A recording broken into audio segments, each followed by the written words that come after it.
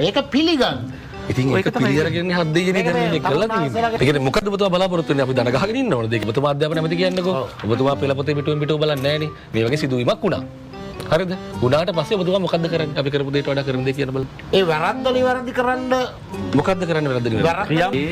මොනවද නිශ්චිතව? මොකද්ද කරපු සබ්බ කරන්නේ? නෑ 1 2 3 කියලා කියන්නකො. මේකෙන් අසබ්බ කරන්න ගන්න. තේරෙන්නේ නැහැ කියලා කියන්නේ. අනේ ප්‍රතිසංස්කරණ වල අපි කරපු ප්‍රතිසංස්කරණ වල තියෙන සබ්බ කරන්නේ නිශ්චිත ප්‍රශ්නයක්.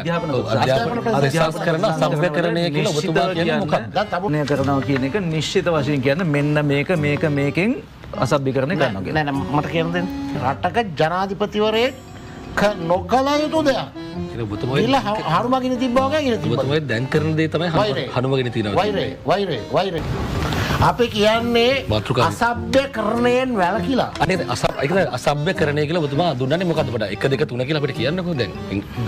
චුට්ටක්. මේ මම දැන් 82 තුල අර්බුද ඇති කළා. 88 විශාල අර්බුද ඇති කරුවා. බාධා කිරීමක් 82 මොකක්ද? 82 විශාල වශයෙන් තමුන්නාන්සේලාගේ අර්බුද මට කියන්නේ නැහැ නේද? ඔබතුමාලා වෛද්‍ය වෘත්තිය දන්නවා ඇති. හැබැයි මේ දේශපාලනය කියන පුළුල් වෘත්තිය පුළුල් පරාසය නම් කියන ඔබතුමාගේ සියලු පුළුල්තාවය පාවිච්චි කරලා නැවත වතාවක් උත්තර දෙන්නකෝ මේ අධ්‍යාපන නිශ්චිත අධ්‍යාපන ප්‍රතිසංස්කරණයේ තියෙන ප්‍රශ්නේ මොකක්ද? තේරුම් ගන්න නැති ප්‍රශ්නයක් තියෙන්නේ. තේරෙන්නේ නැහැ. ඒ කියන්නේ මොකක්ද අපිට තේරෙන්නේ නැති කෑල්ල? මගේ වෙලාව අරන් කියනකොට මේක හොදන්න මේක වොෂ් කරන්න මේ පුදුම මහන්සියක් වෙන්නේ. මොකක්ද වොෂ් කරනවා කියලා කියන්නේ? අපි අතින් වැරද්දක් වුණා මේකට සමා වෙන්න කියලා මේක නිවැරදි කරගෙන ඉස්සරහට යන්න. ඉතින් ඒක මේ කළා තියෙන්නේ. ක්‍රියාමාර්ග ගන්න. ඉතින් ඒක මේ කළා ක්‍රියාමාර්ග ගන්න එකනේ. ඒ කියන්නේ මොකද්ද ඔබතුමා බලාපොරොත්තු වෙන්නේ? අපි දන ගහගෙන ඉන්න ඕනද ඒක? මොකද වැරද්දක් වුණා. ඒ වැරද්දට දාලා තීන්දුව තීරණ ගත්තා. වැරද්දට දාලා පරීක්ෂණය කරා. ඒ පරීක්ෂණය දඩුවම් දුන්නා. තීරණය තාවකාලිකව පස්සට ගත්තා ඉස්සරහට යනවා. මොකද ඉන්න කරන්නේ? කියන ප්‍රොසෙස් එක එක්ක විශාල පිරිසකගේ පරිහරණයෙන් එහෙමනේ එන්නේ. හරි. අක්ෂර වින්‍යාසයේ එක කෑල්ලක් අඩු වුණත් ඒක බරපතල වැරද්ද. හරි. එතකොට මේ විශාල මුදලක් වෙන් කරලා තමයි මේ වියදම් කරන්නේ. හරි. එතකොට දැන් ඒ සියල්ල ඉවරයිනේ. දැන් මේ වගේ දෙයක් වුණා. මේක පිළිගන්න. ඉතින් ඒක පිළිඅරගෙන හත් දෙයියනේ දැන් මේ කළා තියෙන්නේ. කණ්ඩායම් දාලා ඒක හරි. ඔන්න දැන් ඒක පිළිගත්තා. අපිත් පිළිගත්තා. ඔබතුමාත් පිළිගත්තා. ආණ්ඩුව ඔබතුමාලා කියනකොට ඔබතුමා ඊළඟට මොකද්ද කරන්නේ? නෑ අපි මේ ප්‍රතිසංස්කරණ වලට විරුද්ධ නෑනේ. නෑ. මේ සිදුවීම ඔබතුමාද මේ දැන් ඔබතුමා අධ්‍යාපන නැමැති කියන්නකෝ. ඔබතුමා පෙළපොතේ පිටුවෙන් පිටුව බලන්නේ නෑනේ. මේ වගේ සිදුවීමක් වුණා. හරිද? උනාට පස්සේ ඔබතුමා මොකද්ද කරන්නේ? අපි කරපු දෙයට වඩා කරන දේ කියන බලන්න. අපි ඉතින් නිවැරදි වෙන්න යන්නේ නෑ. ඒකේ වැරද්දක් වුණා. හරි. ඒ වැරද්ද නිවැරදි කරන්න මොකද්ද කරන්නේ වැරද්ද නිවැරදි? ක්‍රියාමාර්ග කියන්න බලන්න. මේක කරනවා මේක දැන් කරනවා. ඔබතුමා කියන්නේ අපි හරියට කළා නෑ කියලා කියන්නේ ඔබතුමා මොකද්ද කරන්නේ? Stop it. Get some help. මාර්ග අපි නම් ඉස්සල්ලාම මේ රාස්ප මේ CID එකට බාර දෙන්නේ නෑ මේ වැඩි. හරි. නේ කරන්නේ. තමන්ගේ ආයතනය තුළ අභ්‍යන්තර පරීක්ෂණයක් කරලා මේක හරියටම අල්ලගන්න පුළුවන්. හරිද ඒක කරා. ඒකට වඩා එතරද? තමුන්නාන්සලාගේ පුරුද්දන්නේ මොනවා හරි දෙයක් වුණොත් ඒක. හරි. මේ වගේ ළමයි එතරද දෙන්නේ නැහැ නේ. ඔබතුමාට ඊට වඩා දෙයක් නැහැ නේ. මේක අපිත් කළ තියෙන පරීක්ෂණ 3ක්. ඊට පස්සේ මේක අහන්න පරීක්ෂණ 3ක්. පළවෙනි එක අභ්‍යන්තර පරීක්ෂණේ. ඒක ආරම්භ කරන එක තමයි පළවෙනි රිසල්ට් එක ඇවිල්ලා තියෙන්නේ. ඒක නෝතේ වැඩ තහනම් වෙන්නේ. ඊට පස්සේ අමාත්‍යාංශ ලේකම් කෙනෙක්ගෙන් ඒ අභ්‍යන්තර පරීක්ෂණයට එහා ගිහලා රාජ්‍ය මට්ටමේ පරීක්ෂණේ. තුන්වෙනි එක CID එක. ඒතර ඔබතුමාලා හිටියනම් අභ්‍යන්තර පරීක්ෂණ විතරයි කරන්නේ. අපි මේ 3ක් කරලා තියෙනවා. Nice. එතකොට ඇත්තට ඔබතුමාලට මේකට කියන්න දෙයක් නෑ. මේ කරන් තියෙන දේ අපි කළා තියෙනවා. විවේචන කරන්න වෙනස් අදහස් තියෙන්න පුළුවන්. ඒක තමයි දේශපාලනය කියන්නේ. මේක බහුපක්ෂ ක්‍රමයක් තියෙන්නේ. ඒක තමයි පවත්තන් යන්නේ. එතකොට ඒ නිසා ඒ ගැටලුවක් නෑ. හැබැයි Tamanටත් සතියක් ගිහිල්ලා ඩිෆෙන්ඩ් කරන්න බැරි, පෙනී ඉන්න බැරි මට්ටමේ කතා කියන්න එපා. හැබැයි අධ්‍යාපන ප්‍රතිසංස්කරණයේ මුවාවෙන් අසභ්‍යකරණය කරන්න එපා අපේ දරුවන්ව සහ ඒගොල්ලන්ගේ මනස කියන එක තමයි අපි කියන්නේ. ඕක තමයි අපේ සටන් පාඨය. මෙන්න අපි අහන්නේ ඒ මොනවද නිශ්චිතව මොකක්ද කරමු අසභ්‍යකරණය? අසභ්‍යකරණය ඔබතුමාලා ගොඩක් සාකච්ඡා කියලා තේරෙන්නේ නැහැ කියන්නේ ඔය චූර නෑ 1 2 3 කියලා කියන්නකො.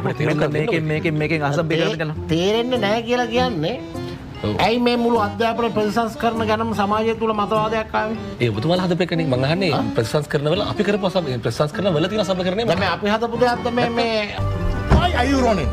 අර මේ වෙබ් එක දාපු එක අපි හදපු දෙයක්ද? නෑ අපි ඒකට ඔබතුමාලා අසභ්‍යකරණය කියලා කියන්නේ. ඔබතුමාලා තමයි අසභ්‍යකරණය. අපි මේ කියන්නේ ඔව්. මහා සංඝරත්නයට වනචාරියා කියලා නිග්‍රහ කරන නිශ්චිත ප්‍රශ්නයක්. රිසර්ච් කරන අසභ්‍යකරණය කියලා ඔබතුමා කියන්නේ මොකක්ද? Why are you running? උන්වහන්සේලාට රටේ සමාජය තුළ වැදිලා තියෙන ලේබල් එකක් තියෙනවා මේ මන්ත්‍රීතුමා. මොකද්ද ලේබල් එක? ලේබල් එක කොහෙන්ද එන්නේ? ලේබල් එක එන්නේ තමුන්වහන්සේලාගේම අතීත ක්‍රියා. ඔබතුමාන්ලා ගොඩනගපු එකක්. හරි. දැන් ඒකත් අපි අධ්‍යාපන ප්‍රතිසංස්කරණය ඇතුලේ අධ්‍යාපන මේ අසභ්‍යකරණය කරනවා කියන එක නිශ්චිත වශයෙන් කියන්නේ මෙන්න මේකෙන් අසභ්‍යකරණය කරනවා කියලා. නෑ නෑ මට කියන්න දෙන්න. Why are you running? Why are you running? සමාජය තුළ සීග්‍රයෙන් ගොඩනගමින් යනවා මේ ආණ්ඩුව ගැන ආගමට පරිභව කරනවා. මහා සංඝරත්නයට පරිභව කරනවා. ඊගාවට ජනාධිපතිතුමා මේ පෙරේදා යාපනයට ගිහිල්ලා අර හනුමාගිනි තිබ්බා වගේ සංසුන් වෙලා තිබිච්ච යාපනයකින් තිබ්බා. රටක ජනාධිපතිවරයෙක් කතා කරන්න ඕන දෙයක්ද? අන්න ගිහිල්ලා හනුමාගිනි තිබ්බා වගේ ගිනි තිබ්බා. සම්පූර්ණ සිංහල ජාතිකයෝ ඒ වන්දනාමාන කරන්න නාගදීපයට යනවා වගේම නල්ලූරු කෝවෙලටත් යනවා. රටක ජනාධිපතිවරයෙක් නොකළ යුතු දෙයක්. හනුමාගිනි තිබ්බා වගේ ගිනි තිබ්බා. ඔබතුමායි දැන් කරන දේ තමයි හනුමාගිනි තියනවා. වෛරය. දැන් අපිට ගිලිහිලා තියෙන්නේ අනිත් රටවල් ගිහිල්ලා ගව් ගානක් අපි දැන් වේගයෙන් එල්ලිලා අල්ලගන්න ඕන කියලා. වේගයෙන් එල්ලිලා අල්ලගන්න නම් තමුන්වහන්සේලා 1900 ඔබතුමාලගේ අධ්‍යාපන ප්‍රතිසංස්කරණවල විකුණන ඒවා තිබුණාද නැද්ද? ඉන්නකො කියන්නේ. විකුණන No God please no. කියනවා ගිලිහුණු අධ්‍යාපනය. ගිලිහුණු අධ්‍යාපනය නෙවෙයි අපිට ගිලිහුණු ආර්ථිකය. දැන් 76 වසරක සාපයක් කියලා කියනවා. මේගොල්ලෝ මේ රට ආපස්සට අදින්න පටන් ගත්ත 1970 ඉඳලා චතුර. මේ රට පුච්චන්න 82 තුල අර්බුද ඇති කළා. 88 විශාල අර්බුද ඇති කරුවා. බාධා කරේ මොකද? 82 මොකද? 82 විශාල වශයෙන් තමුන්නාන්සලගේ අර්බුද මට කියන්නේ නෑ නේද? ඔබතුමා ජොලි කලබලයකින්ද කියන්නේ මේ ඔව් ඉතින් ඒවටත් ඇදිලා තමයි. ජොලි කලබලය අපි කරා කියලාද කියන්නේ? එතකොට 88 දැවැන්ත විනාශයක් කළා. රට ආපස්සට ගත්තා. ඒ පිටිපස්සට ඇදපු ඇදිල්ල තමයි මහත්තයෝ අපිට මේ අනිත් රටවල් අපිට පිටිපස්සෙන් හිටපු රටවල් අපි පහු කරගෙන ගිහිල්ලා තියෙද්දි අපිට ආය ආපහු අල්ලගන්න බැරි වෙලා තියෙනවා. ඒක නිසා තමයි මේක කියන හාස්‍යමය කරුණ. ඒ සියලුම දේවල් වලට අන්තනෝමතිකව විරුද්ධ වෙච්ච තමුන්නාන්සලා අමුවෙන්ම දැන් තමුන්නාන්සලා කරන ඉන්දියන් විරෝධය 60000ක් තරුණයෝ මැරුවා. ඒ කරන්න වචන නැතිලා ඉන්නේ. 60000ක් තරුණයෝ මැරුණා. බලන්න තමුන්නාන්සලා කොයිතරම් දෙබිඩිද 60000ක් කවුද මැරුවේ? මේ රටේ තරුණ ජීවිත 60000ක් තමුන්නාන්සලා ඇති කරපු අර්බුදයෙන් මැරුණා. මැරුණා. කලින් කියප එක නෙවෙයි දැන් කියන්නේ. මැරුණා. එතකොට තාත්‍යන්තර සම්බන්ධතා නැහැ. අදට බෑ. නෙගෝසියේෂන්ස් වලට යන්න නෑ ඒව දැනෙන්නේ තේරෙන්නේ අර පුටුවේ චූට්ටක් පැත්තක ඉඳගෙන ඉන්නේ තේරෙන්නේ ඒ අවශ්‍ය වෙන පෞරුෂය නෑ ඔබතුමාලා වෛද්‍ය වෘත්තිය දන්නවා ඇති වෛද්‍ය වෘත්තිය දන්නවා ඔබතුමාලාගේ වෘත්තිය දන්නවා හැබැයි මේ දේශපාලනය කියන පුළුල් වෘත්තිය පුළුල්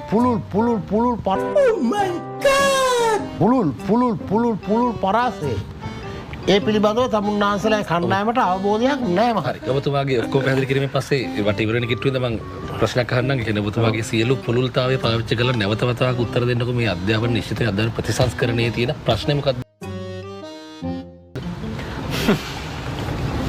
අපි කියන්නේ අසභ්‍යකරණයෙන් වැළකීලා. අනේ අසභ්‍යකරණය කියලා ඔබතුමා දුන්නන්නේ මොකද්ද බඩ? 1 2 3 කියලා අපිට කියන්නකෝ දැන්. චුට්ටක්. මේ මම දැන් Why are you running? Why are you running? පැහැදිලි කරගෙන ආවෙත් ඕක නෑ නේ ඔබතුමා. මේ රටේ කණ්ඩායම් තමුන්නාන්සලා සමලිංගිකත්වය වෙනුවෙන් පෙනී සිටීමයි මැතිවරණ වේදිකාවල සහ විවිධ අවස්ථාවල අදහස් දැක්වීමයි හරියටම ද්විතීයික අධ්‍යාපනයේ 5 වසරෙන් පස්සේ පටන් ගන්න ළමයාගේ පොතට අරක දැමීමයි එක මේ සමාජයේ පුපුරලා ගියානේ මේ අසභ්‍යකරණයක් පිළිබඳව ඒවා නිවැරදි කර ගැනීම වෙනුවෙන් තමයි අපි කතා කරන්නේ. ඉතින් දැන් තමුන්නාන්සලා ඔබතුමා කියන්නේ මේ 6 ශ්‍රේණියේ ඉංග්‍රීසි මොඩියුලේ වෙබ් අඩ කියව එක නමක් සඳහන් කිරීමනේ කියන්නේ. සඳහන් වීම. හරි වැරද්ද අපි මගේ වෙලාවට වැඩියට කතා කරන්නේ. ඊට අමතරව තව මොනවද තියෙන කාරණා? දැන් තමුන්නාන්සලා කියන්නේ එහෙනම් ඇත්තට මේ මාතෘකාව නෑ ඔයාගේ අදහස මට තේරෙනවා. අයියෝ එහෙම. ඒක ඇරින්න තව තියෙන චෝදනා ටික ගොනු කරන්න කියලා ඌට වැරද්දන්න වෙලා තියන්නේ අප්පා කියලා අදහස නෙමෙයි කියන්නේ. හරි ඒ පුරා මම කතා කරේ හැම එකක් නෙමෙයි කියන්නේ ඒක ඇරෙන්න ඒක පමණක්ද නැත්නම් තවත් ඒවා තියෙනවද?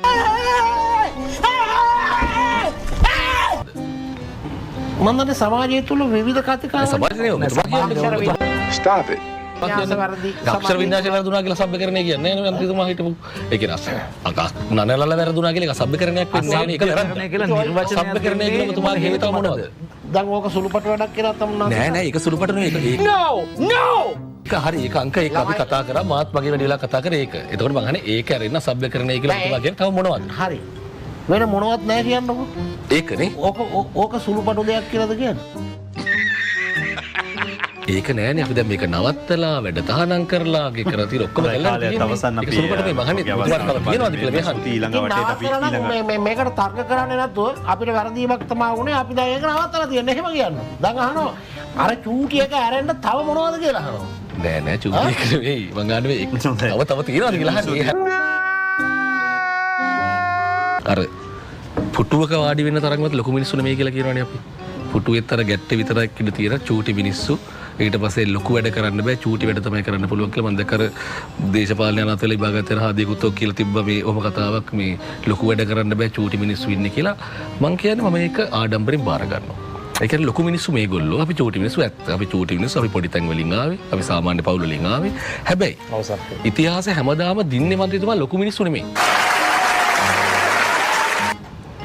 ඩේවිඩ් ගොලායත් ඓතිහාසික කතාව අරගෙන බලන්න ගොලායත් කියන යෝධයා වගේ හිටියට ඒ යෝධයා පරාදයි. ඉතිහාසය හැමදාම තමයි ලොකු මිනිස්සු ඇත්තටමත් සයිස් එකෙන් ලොකු වෙන්න පුළුවන් ලොකු මිනිස්සු ලොකුයි කියලා හිතාගෙන හිටපු මිනිස්සු හැමදාම අර පොඩි ගල් පාරෙන් වැටුණා. එතකොට අපි ඉතිහාසයේ පොඩි මිනිස්සු අපිට තියෙන බලය අපිට තියෙන බලය පොඩි මිනිස්සුගේ බලය ඒ බලෙන් අපි මේක කරලා පෙන්නනවා. ඔබතුමාලා ලොකුයි අපිට බෑ කීකේ ඉන්න. එතකොට ඉඳලා බලන්න මොකද වෙන්නේ කියලා. අර කිව්වේ සමාජවාදී ටෝක් එකක් අපි අහිංසක පොඩි පවුල් වලින් ආපු මිනිස්සු මිත්‍රවරුනි ඈ ඕක නෙවෙයි මේ අදහස් කරේ. මේගොල්ලන්ගේ සිතුවිලි වලින් මෙයාලා හරි කුඩයි. මෙයාලගේ දැක්ම දර්ශනයෙන් මෙයාලා හරි කුඩයි. අපි පොඩි මිනිස්සු කියන ලේබල් එක අපි තාම ආඩම්බරින් බාර ගන්නවා. ඒ වගේම පොඩි මිනිස්සු වැඩ කරන්නේ කොහොමද පොඩි මිනිස්සු වැඩ දිනවන්නේ කොහොමද කියලා අපි කරලා පෙන්නනවා.